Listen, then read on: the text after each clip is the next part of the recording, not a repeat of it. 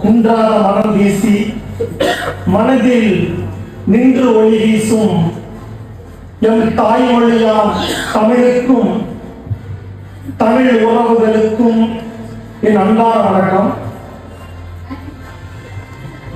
நான் ஒரு கவிதை ஒன்றை வாசிக்க அனுமதி கேட்டிருந்தேன்.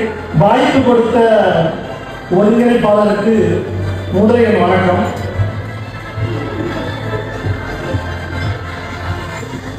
ஒரு ரோஜா பேசுகிறது என்ற தலைப்பில் ஒரு கவிதை. ஒரு ரோஜா பேசுகிறது. பொதுவாக பூக்கள் அனைவருக்கும் பிடிக்கும். குறிப்பாக ரோஜா மலர் ரொம்ப பிடிக்கும். என்னால் பூக்களை வெறும் பூக்களாக மட்டுமே பார்த்து கடந்து விட முடியவில்லை.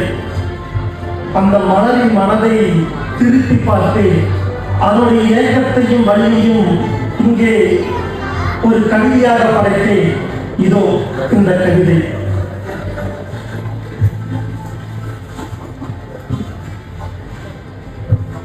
ரோஜா பேசுகிறது.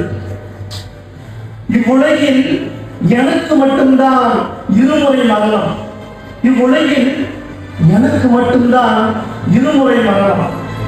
செடியில் பூத்திருந்த என்னை அழகிய விரல் கொண்டு அவள் என்னை பறித்த போது முதல் மரணம். அவள் தன் தோகையால் சூடிக்கொண்டு பின்பு தூக்கி வீசிய போது இரண்டாவது மரணம். பெண்ணே, என்னை தேடி நீயாகவே வந்தாய். விரல்களால் முத்தமிட்டு நகத்தால் குத்தி கொலை செய்தாய்.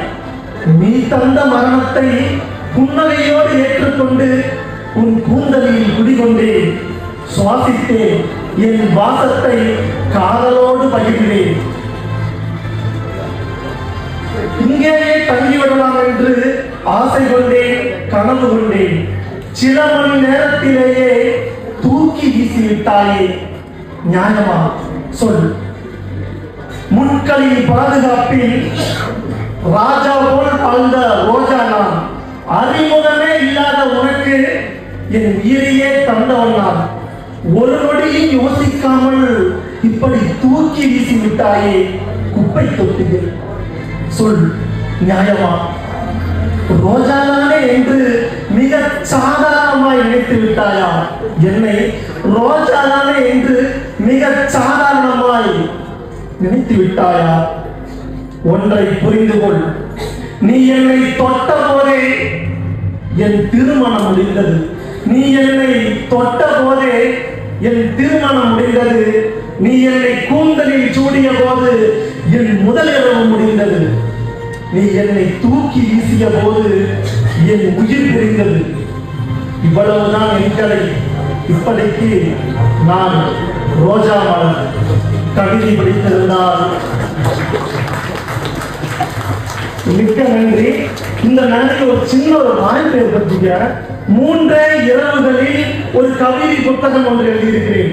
வெறும் 3 இரவுகளில் 100 பக்கம் நிரம்பிய ஒரு கவிதை புத்தகத்தை எழுதியிருக்கிறேன். அந்த கவிதை புத்தகத்தோட தலைப்பை இவர் சொன்னா நல்லா இருக்கும், கரெக்டா இருக்கும் எனக்கு தோணுது.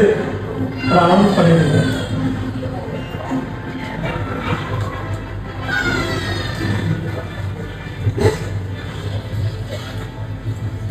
கவிஞர் சண்முகவேல் கைவண்ணத்தில் அவர் எழுதிய 3 இரவுகள் வந்து கஷ்டப்பட்டு எழுதிய கவிதை வந்து துளிரா ஒளிரா கவிதை புத்தகம் வந்து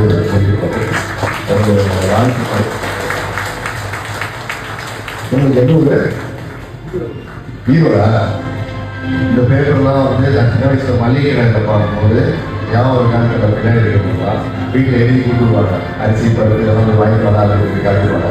அங்கே போய் வாங்கிட்டு வருவோம். அதில் யாராவது பரீட்சைக்கு இந்த மார்க் வரும் கையில் வந்து கவிதைகளும் நம்ம கடல் வரும். அந்த வாய்ப்பெல்லாம் இப்போ இல்லாமல் போயிடுச்சு. ஏன்னா டிஜிட்டல் நம்ம ஆர்டர் போட்டோம்னா ஆட்டோமேட்டிக்காக சூப்பர் மார்க்கெட்டில் வந்து பேக்கிங்கே வேறு மாதிரி ஆயிடுச்சு. இப்போ பிளாஸ்டிக் இது அது சொன்னேன். நம்மளுடைய மொழி ஆளுமை ஒரு இடத்துல எந்த இடத்துலையும் நம்ம வந்து கடந்து போய்கிட்டே இருக்கணும்ல. தமிழ் எல்லா இடத்துலையும் வாழணுன்றதுக்கு இந்த மாதிரியான பேப்பர் பார்த்தீங்கன்னா